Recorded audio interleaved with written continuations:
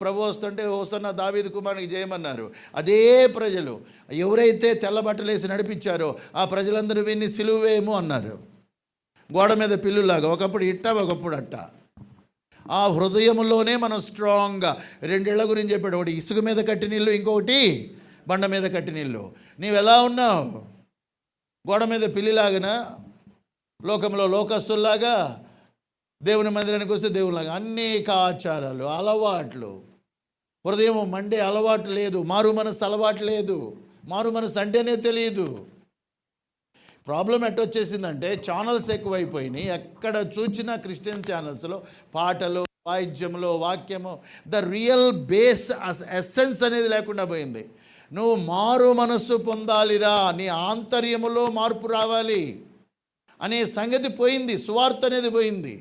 సువార్తకు డబ్బులు ఇవ్వండి అని అడిగేవాళ్ళే సువార్త చెప్పరు.